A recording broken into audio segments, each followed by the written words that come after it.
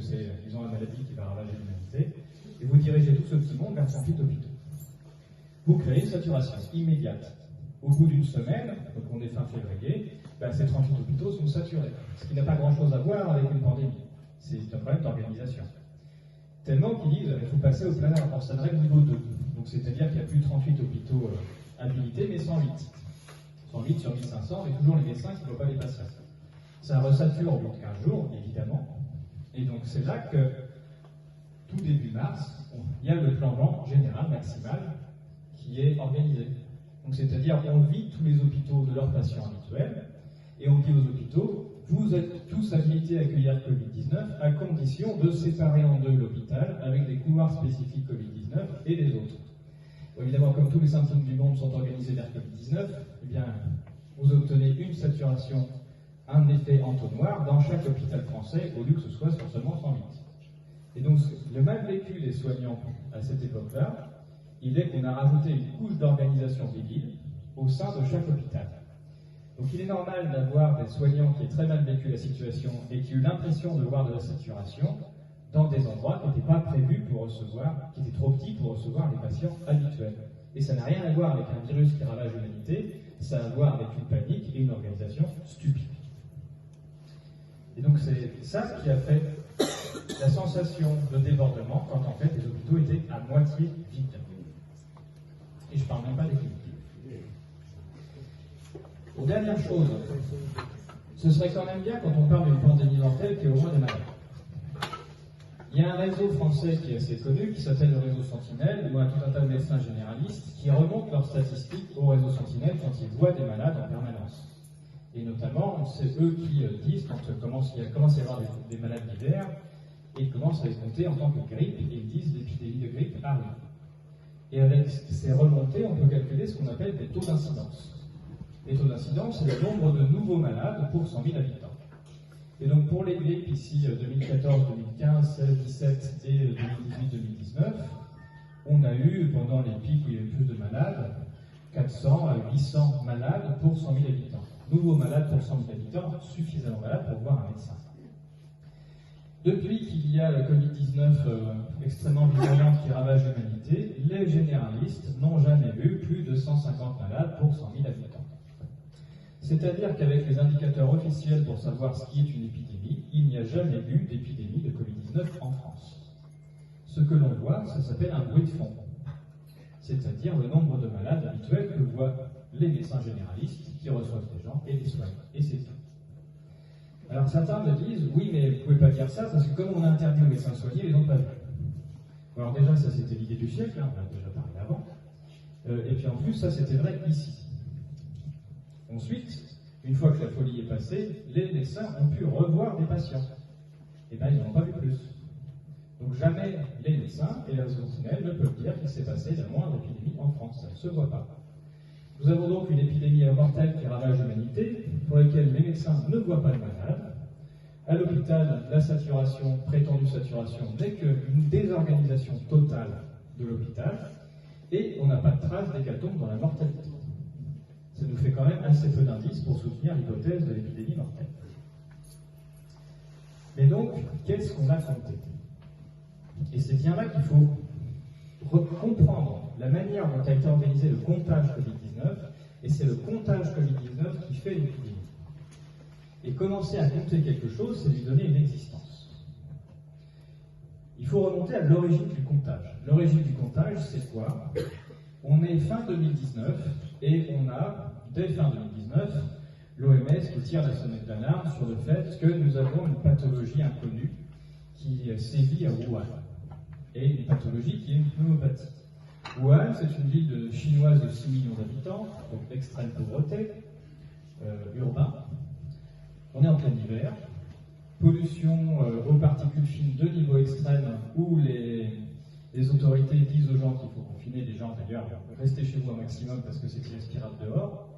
Et dans ce contexte, on a 44 malades d'une pneumopathie.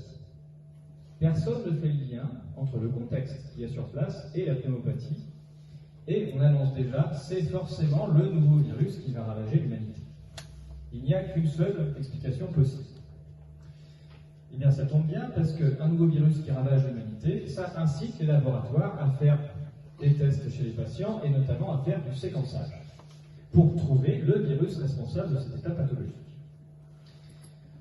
Et ça ne tarde pas, puisque le 10 janvier 2020, nous avons une séquence qui arrive sur Internet disant « Nous avons trouvé le virus responsable de cette pneumopathie atypique présente sur les malades de Wuhan. » Et cette séquence s'appellera le SARS-CoV-2.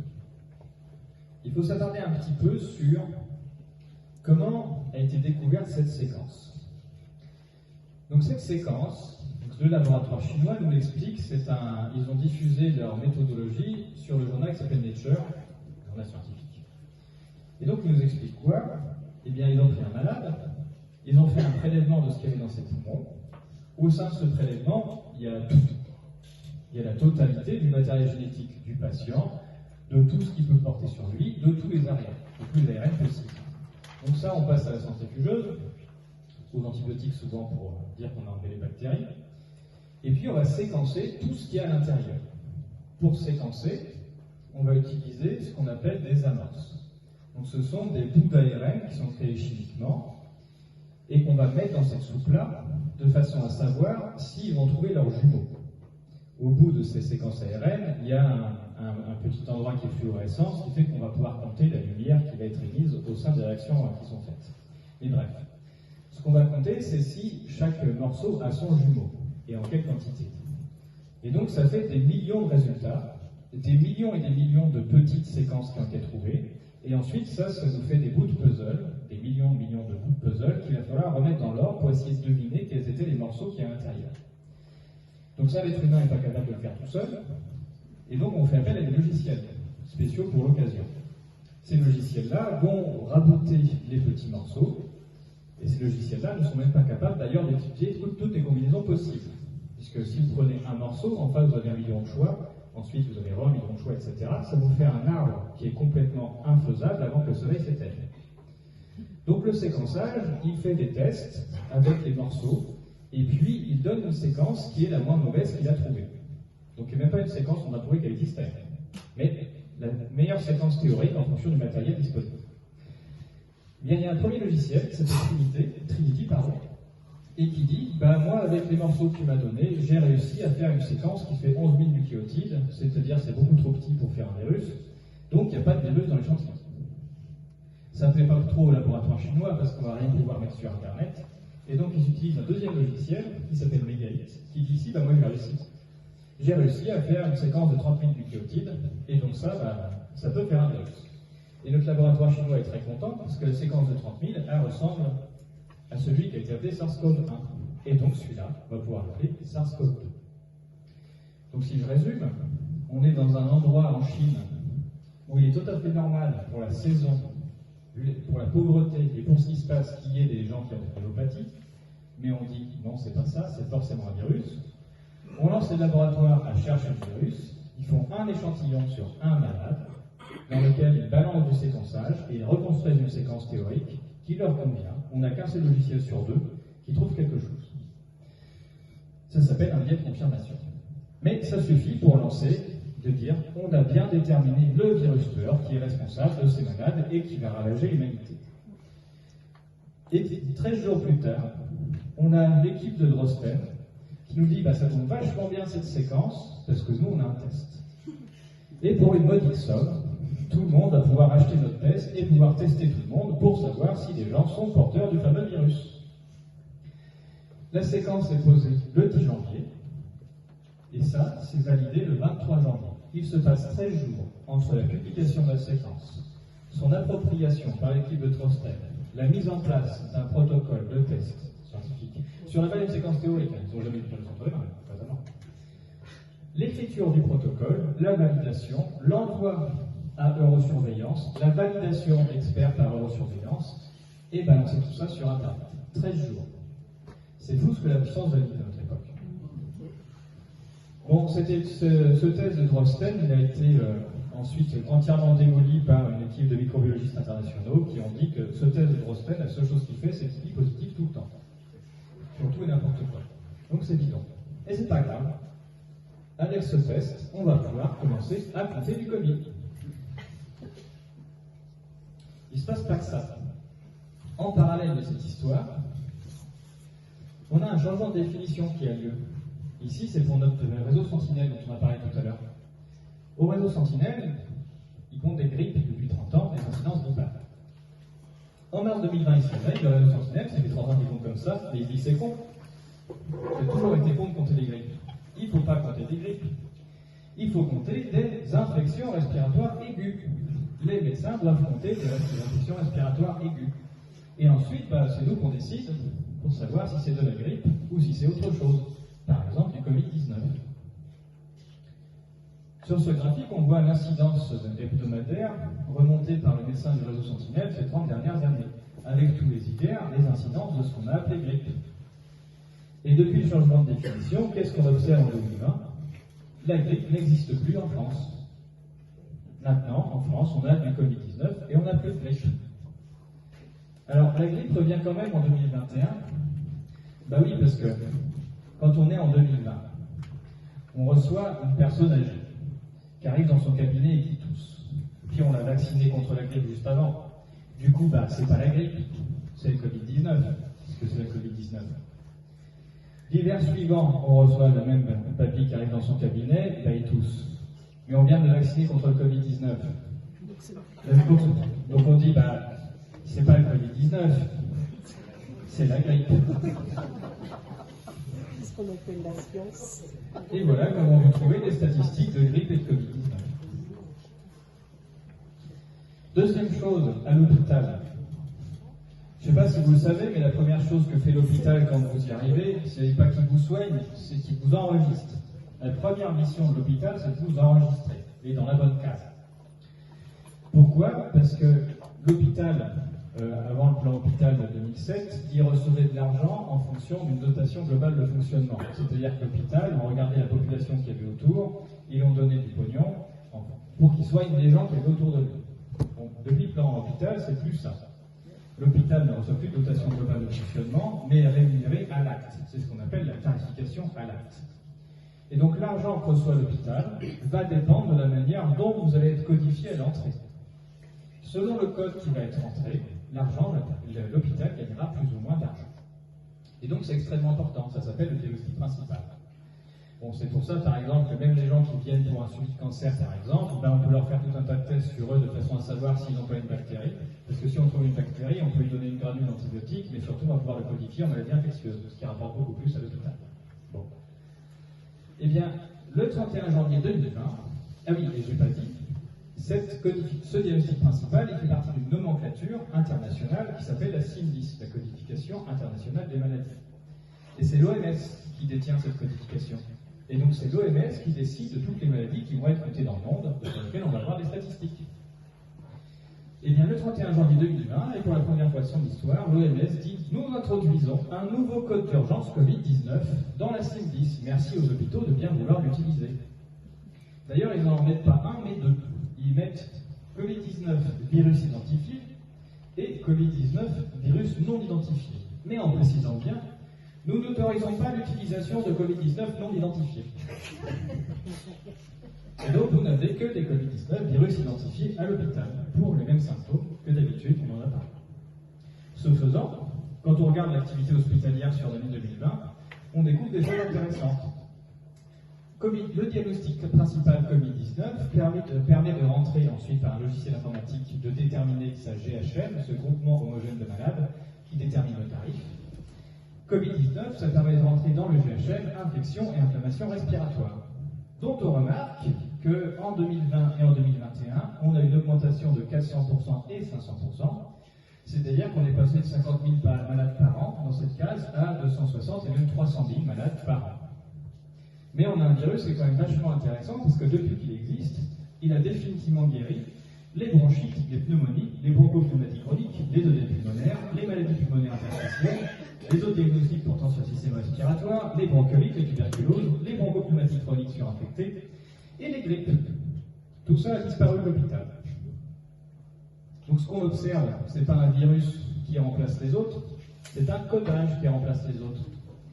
Ce qu'on appelle Covid-19, c'est la réunion de toutes les autres maladies respiratoires qui sont désormais sous une seule bannière, la bannière Covid-19, qui a le bon goût devrait être beaucoup mieux rémunéré que toutes les autres codifications. C'est donc ce qu'on appelle un transfert de codage. C'est ça le Covid-19 à l'hôpital. Maintenant, on va parler un peu des organisations organisées. C'est-à-dire qu'on peut avoir des morts même quand il ne se passe rien d'un point de vue sanitaire et que ça se voit quand même dans les statistiques. Ici, je vous présente deux pays. Donc, ici, je vous présente les décès, mortalité standardisée évidemment, hebdomadaire, chaque semaine, pour la Belgique à gauche et pour l'Allemagne à droite. Donc vous voyez déjà que chaque hiver, il y a des décès supplémentaires. C'est la norme. Tous les hivers, c'est comme ça. Dans l'hémisphère nord, en tout cas. Bon. Ici, la barre jaune que vous voyez, c'est parce qu'en Belgique, il y a un confinement strict en mars-avril 2020. Confinement strict qui n'existe pas en Allemagne. Ça ne veut pas dire qu'en Allemagne, il n'y a pas eu des choses qui ont été fermées, mais il n'y a pas eu de confinement strict. Pendant le confinement strict en Belgique, on a une belle hausse de décès qui est bien visible. Allemagne, pays qui ne confine pas, il n'y a absolument rien. La fameuse première vague qui a ravagé l'humanité, complètement invisible en Allemagne. Il n'y en a pas de trace. Donc on a donc un virus qui s'arrête aux frontières, un peu comme Tchernobyl, quoi, à peu près. On a peut-être un virus qui aime bien les frites, mais qui n'aime pas les saucisses. Et du coup, il s'arrête aux frontières. Je vous mets un autre graphique de façon à montrer que je n'accuse pas le confinement de tuer directement les gens. Ici, vous avez l'Espagne et à côté le Portugal. Donc en Espagne, il y a un confinement strict et au Portugal aussi. Mais en Espagne, il y a une très grande hausse de décès bien visible. Alors au total, ça ne fait pas tant de monde que ça, mais tout le monde meurt les mêmes jours. C'est pour ça que ça monte très haut. Et au Portugal, on voit quasiment rien. C'est passé inaperçu, on veut dire, dans la mortalité hivernale. Bon, mais en Espagne, post-confinement, il y a eu des articles de journaux, vous pouvez vérifier, où on a des militaires qui ont parcouru le pays, en particulier les EHPAD qui avaient été abandonnés par les soignants, avec des EHPAD entièrement déserts, sauf les personnes âgées à l'intérieur qui ne pouvaient pas se nourrir ni boire elles-mêmes, et qui sont décédées d'abandon, et dont on a retrouvé les cadavres après. Ça a aussi existé en Suède. Et donc ça, c'est l'Espagne.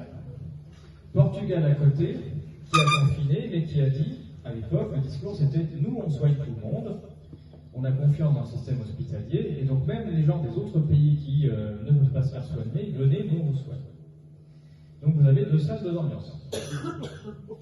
La France ressemble un peu plus à l'Espagne et à la Belgique. Donc on a une belle trace de pic pendant la période de premier confinement, mars-avril 2020. Mais en Europe, sur 33 pays que j'ai pu étudier, il n'y en a que 9 qui ont cette hausse-là. Donc en fait, on a une extrême minorité de pays qui ont cette hausse de mortalité. Cette fameuse première vague, dont on croit, parce qu'on est français, qu'elle a été mondiale, n'est pas mondiale du tout. Ça a lieu dans une minorité de pays. Une minorité de pays, et même au sein de chaque pays, ça n'a pas lieu partout du tout. Ici, vous avez la mortalité quotidienne, décès quotidiens en Île-de-France. Et vous voyez que pendant le confinement, il y a bien une hausse de décès qui est bien visible. Et ici, vous avez Nouvelle-Aquitaine, il n'y en a pas de trace.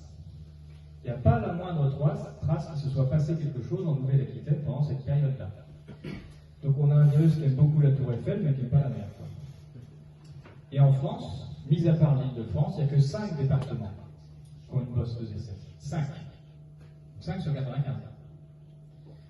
Donc on n'a aucune cohérence géographique, ni au sein des pays, ni même au sein de chaque pays, au sein des départements. Donc c'est-à-dire que quand on vous montre la bosse française en disant « Regardez l'hécatombe en France », c'est faux, c'est une escroquerie. L'hécatombe a eu lieu quasiment essentiellement en Île-de-France. Et puis dans l'hécatombe, on a vu ce que c'était. Mais la hausse de mortalité, c'est que ça. Et donc, la théorie du virus qui se serait répandu partout pour tuer tout le monde, elle ne tient juste pas la route au sein des statistiques qu'on a. Et donc, ce qu'ont fait les instituts, c'est se dire, cette dose-là, c'est Covid, je compte donc Covid, tout le monde, bien peut-être se poser un peu la question de quoi les gens sont morts. Et on a des rapports officiels pour ça. On va s'en servir. L'INSEE nous donne le lieu de décès des personnes qui décèdent en France selon 3 catégories. On peut décéder à son domicile, on peut décéder à l'hôpital, tout à l'heure, et en EHPAD. C'est 3 endroits. Ici, ce sont les décès à domicile quotidiens en France entre janvier 2019 à septembre 2021. Et donc, il décède 450 personnes tous les jours en France à peu près, à domicile. Et on a une poste ici qui a lieu en mars-avril 2020. Là où ce sont des gens qui ne sont pas du tout estampillés Covid, ils n'ont pas vu de médecin. Alors après, dans les rapports des certificats de décès, vous en avez un certain nombre où le médecin écrit Covid dessus. Hein. Voilà. Il écrit Covid alors qu'il n'a jamais vu le patient et qu'il voit juste quelqu'un par terre et donc il met cause de la mort Covid-19. Bon, des fois, le patient n'est pas par terre, il est pendu à un arbre, mais quand même Covid-19. On va quand même se poser la question de quoi ont pu mourir ces gens-là, et ça fait quand même une surmortalité de 5200 personnes sur la période du confinement. Bon, il se trouve qu'on a un rapport de Santé publique France qui sort très tôt, hein, qui sort le 7 mai 2020, et qui nous dit quelque chose. Il nous dit, alors pendant le confinement, en fait, on a dit aux Français de surtout pas consulter le médecin, et pas de venir à l'hôpital non plus pour pas encombrer les urgences, et puis ces cons-là, ils l'ont fait. Et ils l'ont fait, on peut même le compter. C'est-à-dire qu'aux urgences AVC, il manquait 300 personnes toutes les semaines, par rapport à d'habitude, et aux urgences cardiaques, il manquait aussi 300 personnes toutes les semaines.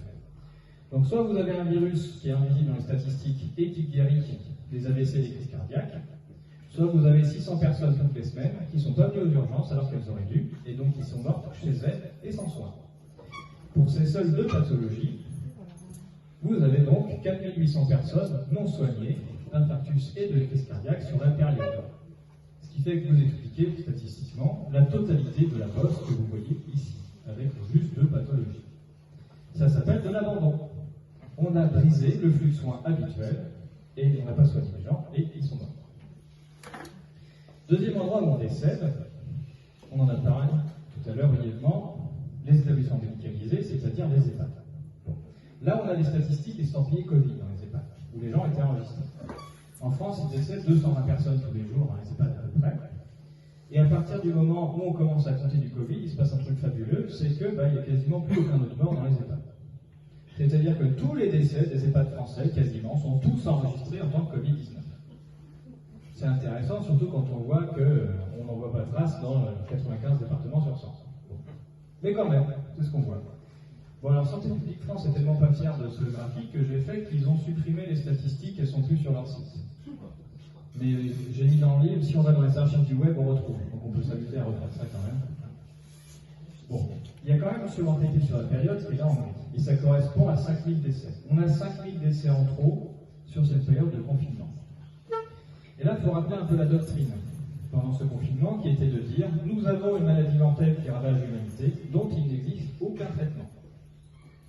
Mis à part un traitement phare qui était je mets les gens sous respirateur artificiel, en coma artificiel avec un respirateur, puis un peu de remdesivir au cas où il y aurait des survivants.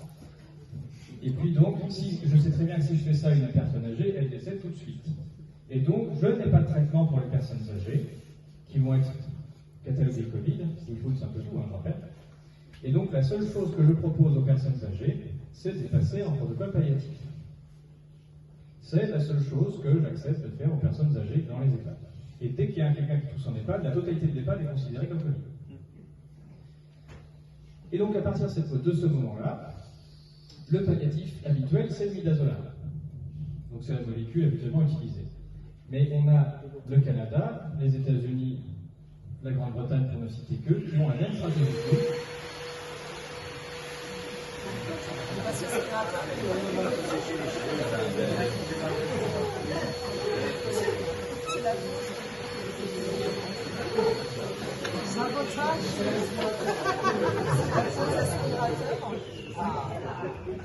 C'est discret quand tu vas. Maintenant que l'avion a décollé, je vais voir les mains. Donc on a des pays anglo-saxons qui ont la même stratégie que nous, mais bon, comme McKinsey parle anglais, peut-être qu'ils comprennent avant nous, et qui mettent en place la même stratégie et qui font une razzia sur la totalité du stock de midazolam mondial. Ce qui fait qu'il n'y en a plus. Il n'y a plus de midazolam en France, même pour traiter les cas palliatifs habituels. Et c'est là que sort le décret d'urgence Covid-19. Le décret palliatif du Rivotril. Le décret palliatif du Rivotril le 28 mars, qui dit, vu qu'il n'y a plus de midazolam, quand on a une personne âgée qui tousse, qu'elle est soupçonnée Covid-19, on peut lui faire une double piqûre de Rivotril. Et le midazolam, statistiquement, on ne peut pas le compter, parce que c'est distribué par les hôpitaux, donc on ne peut pas savoir combien de personnes en ont bénéficié de ce protocole. En revanche, le Rivotril, il est distribué par les pharmacies. Et on a les statistiques de médicaments distribués par les pharmacies, ce qui nous permet de compter l'évolution du Rivotril injectable en France. Que voici. Donc en France, on vend 500 boîtes par mois de Rivotril injectable, et à partir du 28 mars, où on a mis en place le décret Rivotril, on a une explosion du nombre de boîtes de Rivotril injectable vendues en France. Avec une multiplication, donc on a 400%, je crois. En mois d'avril, on a vendu 2000 boîtes de Rivotril. Ce qui nous permet de compter le nombre de personnes qui ont pu bénéficier de cet accompagnement palliatif. Donc un Rivotril injectable, c'est une boîte de 6. Sur Twitter, on avait des médecins qui discutaient de combien il fallait mettre de piqûres pour terminer un vieux, là.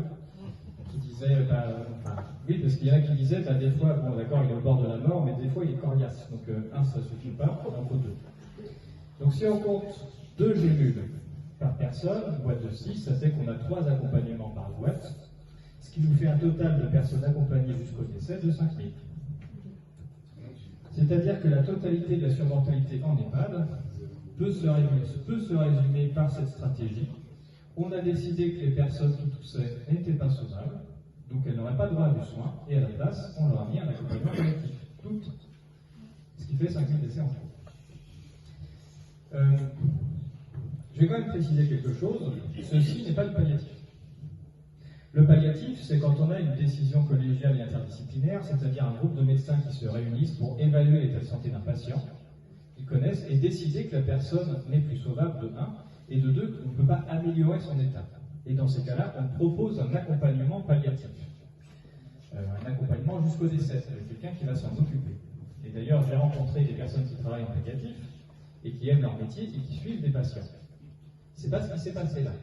Là, on a un témoignage dans la session extraordinaire Covid-19 au sein du Parlement, où on a une personne qui, donc un représentant syndical de médecins, qui explique que c'est ce qui s'est passé à Paris.